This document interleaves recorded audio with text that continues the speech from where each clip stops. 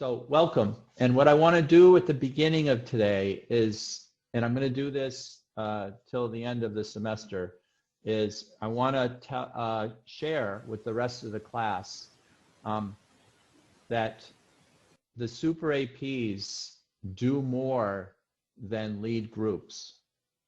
Okay, so that's sort of a tax that I put on them, and they didn't know they were going to do that, but they are, and I'm really thankful for that. I hope you are too. But they do other things, and it's students that they took the AP test, they took the AP class, they took the AP test, and they weren't seniors yet, and they liked the stuff, and they wanted to come back and get more. But it's really unstructured. I'm not, I don't give them quizzes. I don't, there's no formal evaluations like there is in the, normal school. And the thing that they need to do is have a customer, and they need to do work for that customer, and their grade comes from the satisfaction of that customer. And so I wanted to give you a little example of that today. And so I'm going to talk to Sarah, and she didn't know a half an hour ago she was going to do this. And so I'm just going to interview her. Okay. And then hopefully that inspires, or maybe it tells you, oh my God, I don't want to do that. And that's just as valuable. That might even be more valuable. But it's sort of an example. Like in this class, you actually learn something that people will pay you to do. In fact, there's a lot of students, I shouldn't brag, but, and I'm not, but there's a number of students who didn't go to college after taking this class, and they make way more money than I do. Okay, so this skill is useful. So anyway, we're gonna talk to Sarah for a little bit. Hi, Sarah. Hi. Thanks for volunteering. You didn't volunteer. Thanks for saying yes. Okay, so you were in AP class. It was second semester. You sat in the front row, second row. Anyway, I remember you came up to me and you said, hey, I'm interested in getting involved in some of that Super AP stuff, even though you're still in AP. And my first question to you is why? Why did you do that? I mean, honestly, I took AP Comp Sci, and I think it was fun for me, and also I found that I was pretty good at it. And then my brother was in Super AP as well, so I knew this was an option. And this was kind of at the time where, kind of coming into high school, I was very set on being like pre-med. And so I took AP Comp Sci, found that this was something I really liked, so I wanted to try out Super AP just for like 1 year to see what the projects were like and if that was something I wanted to continue doing. But the thing that really struck me was you asked me, like, I think it was before spring break. So yeah. So you were still in AP, and most people that are in AP are worried about the AP test and what the next quiz is on, and what's an array list. And you asked me, hey, I want to get involved in Super AP now. I felt like, I mean, it seemed fun to me. I was just having a really good time in Comp Sci.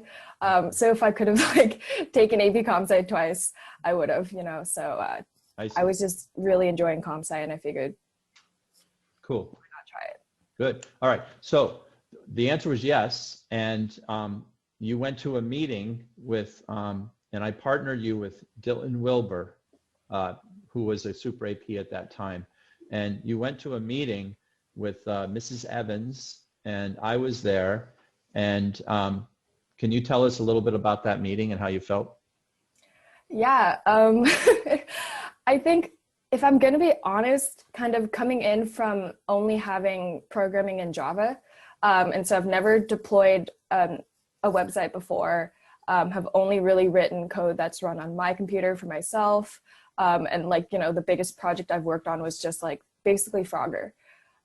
So there were some things where I think for me, it was mostly just kind of just understanding the problem was the first step. And that was actually a lot more difficult than we originally thought, just because I think our clients didn't have a clear idea of exactly the extent to which our site would be involved. And also for me, kind of just talking about, I wasn't sure how to visualize what I could do with the website or promise them anything, because I just had I had almost no experience with Rails or any kind of web development stuff. So I couldn't really, I could, in my head, I know what like a website looks like, but I'm not sure like what my capabilities were specifically. And so when trying to come up with a solution that early, that was a little bit weird for me. And in a few sentences, can you tell us what the problem was? Yeah, so because GEF Summer School, the registration process for that was previously just done on paper forms and with mailed in checks. So what our website needed to do was handle student registration from both GUSD students, non-GUSD students, collect payments from them. And then with that recorded student information, we just need to show up-to-date class information, class offerings, and then that information will help them decide what teachers to hire and stuff like that. Cool. So basically paperless. You're making the summer school thing go paperless. So those of you in the crowd that have taken summer school, if you did it before last year, somebody, you or your family member, was involved with that paper. So can you say a little bit about the process and the development of, you commented on like not knowing this, anything about web development at the beginning, and then, but then things happen. So how did that evolve? Actually, when we were working on the website, because at the beginning we weren't super clear with how we wanted the thing to be set up, but we figured we would just try something. So we actually had two versions of the site. So before the one that's up for production right now, we basically just had one that was like, we hadn't planned out the entire website yet, but we knew that there were going to be some forms involved. So we kind of just have this first version of a website that was just student information forms on a bunch of different pages. And we didn't end up using it just because we found that like the UI was pretty bad when we tested it with people, and it didn't handle payment and everything as nice as we wanted it to. But I think that that first website and kind of for me, the experience of actually putting what I learned from that web development book into practice on almost like a test site, that for me was really helpful in just boosting my confidence about my web development skills, and also just kind of having a practice run so that for that second site that we ended up doing, I felt a lot more, I felt like I had a much clearer idea of what I needed to do and how a website works and stuff. And yeah, also another comment about just development too, where we started off, our first website was in a totally different direction with what we ended up with. And so kind of just being ready to kind of talk to the client, reassess the direction you're heading in, and just be willing to, making that giant shift to complete a completely new website was, a little bit scary, but we talked to our clients about it, and we felt like we had we felt like we knew what we were doing. But kind of just completely changing like that, I think and being ready for changes like that was an important thing to learn about software development. Mm-hmm. So over the whole time period, and flash forward ahead, can you make a comment on COVID and how that, I mean, you were doing this right in the thick of, we're going to go, maybe we're going to miss a week of school after spring break, or maybe two, so here we are 9 months later. So you were doing this in the middle of that. Can you comment on that whole mess?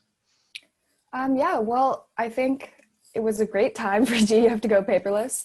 And I think there was a lot of confusion about whether or not summer school would be happening at all. there was a lot of, we kind of just had to throw it. I think there are a lot of new features that we kind of had to figure out on the fly. As you know, GEF told us they were actually doing summer school, but now virtually, so we needed to refund people lab fees. And now, you know, some classes are not available. Like we had to shut down ceramics, and then we had to deal with all the customers who signed up for ceramics and refund them and let them know. We also had to put in like a waitlist feature. Oh, and one other thing I guess that would be relevant for the AP kids was, you know, given this list of student information, like their names and a lot of their student ID numbers, kind of just after parsing out who's not a GUSD student, we had to just transform all of that into GUSD student emails so that Mr. Saw could set up Google Classroom things for the GEF students. And so that's all like string manipulation stuff that AP is dealing with right now. Cool. Oh, very timely. Yeah. That's the goal from now till Christmas. Yeah, but I think just with COVID, there was just a lot of changes you needed to just figure out on the fly, you know? Yeah. Well, I mean, if it didn't happen, then you would have to like go into this massive refund, which you mentioned. And just as a little side note, Sarah, what period were you in last year? Fourth? Oh, no, good. third. I'm glad you wait. remember. Wait. It doesn't matter. Fourth. Prashant, was it fourth? Yes. Right. Oh yeah, it was fourth. Okay. Good. But anyway, so she used the classroom to test this, and I remember we were all sitting there, and I was a student too, and I was thinking, you know, I'm going to throw a curveball. And I'll put my money where my mouth is. So I pulled my credit card out and I paid $600 so I could take, you know, art or something. And what I was doing was testing to see whether I could get refunded, you know, and I could have put like a penny on it or a buck or whatever. And I was like, no, I'm going to go the whole way. And sure enough, you know, it was like they didn't have to add anything. All of a sudden, you know, on my credit card bill, it says, you know, 600 plus, 600 minus. And that was a happy moment for me. I was impressed.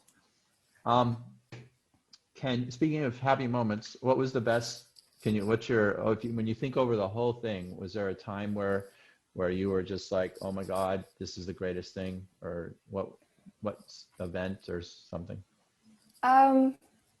Well, I think definitely after you ship it out for production and kind of just seeing it online for the first time, you know, and accessible to like other people. Like as soon as we deployed it, I texted it out to my family to go like, look at it. And kind of just seeing it on other people's computers and seeing other people use it, especially because like I've got all kinds of metrics tracking, you know, the number of enrollments, how much, you know, who's doing what, and like kind of just seeing that number slowly growing was pretty crazy. And yeah, I think definitely the night after we first deployed, I was up pretty late kind of just like testing some things and debugging, and at like 1 a.m, somebody signed up for ceramics. I was like, what? I was like, what's wrong with you? First of all, you're not supposed to be here. But also it was cool because like, hey, somebody is using our site, and I guess it didn't break for them. So that's really nice to see.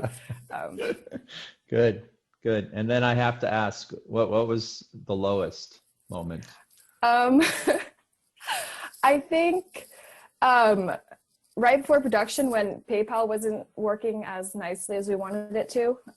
And so that weekend was super stressful just because payment, like this site is, you know, getting payment to work was one of the key features that we told our clients we'd have figured out, and we didn't have it figured out. So that was pretty stressful. And then as well as, you know, having to come up with feature changes when you already have a whole bunch of customer information in the database and you already have like a lot of stuff set up in production, and you need to, I mean, you basically have like you have a pretty short window from when the customer tells you they need a new feature and when this thing needs to be in action. So that kind of development period in between, where a lot of the times I'm like not totally confident on how to do it. Sometimes that can be stressful, but I think learning to deal with that was pretty good. Cool. All right. Great. thank you for doing this. And if you were in our class right now, we would, wait, I want to get my picture, boom. We would give you a thunderous round of applause. So thank you. And just a comment, and I'm going to embarrass Sarah, but I think it's important, okay? Otherwise I wouldn't do it. But I worked at JPL for 15 years, and I led a test bed that, you know, had an annual budget that was over $1 million, and I hired a lot of people. And when you're in that position, it really is important.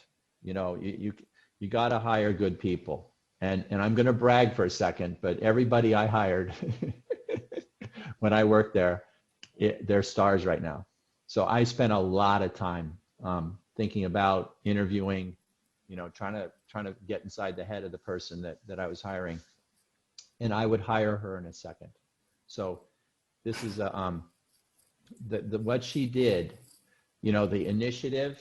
Hey, I want to be a super AP when I grow up. When she's in the middle of, you know, the AP class, being able to go through that process of not having a crisp problem. Problem definition is something we don't teach you. You know, you go into any class and including mine, and it's like, you know, write a game Frogger. Like I tell you what to do. I tell you all this, you know, the basic steps. Now you solve it, but every folder inside of T21, I tell you the problems. And what Sarah did is she sat down at a table with somebody who wanted something, and they didn't know exactly what they wanted themselves. And the first part of that, when you try to figure out, get in their head and figure out what they're trying to do, and you try to write it down so you can feed it back to them.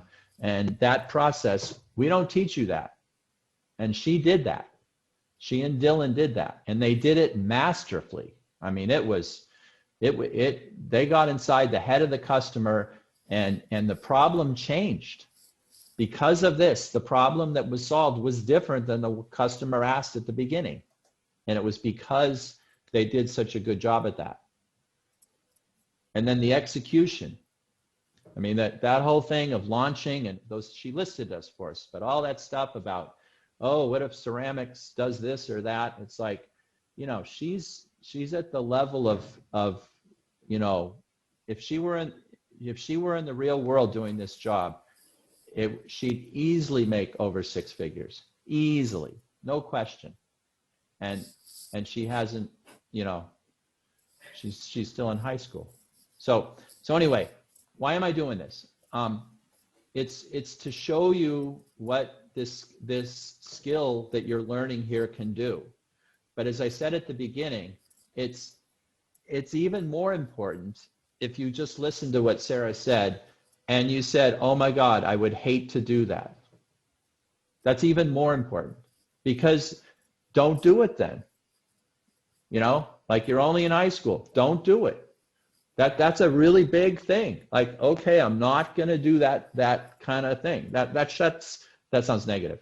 You're not going to do that kind of thing in your career, or don't go that way. That's my encouragement. Don't do that.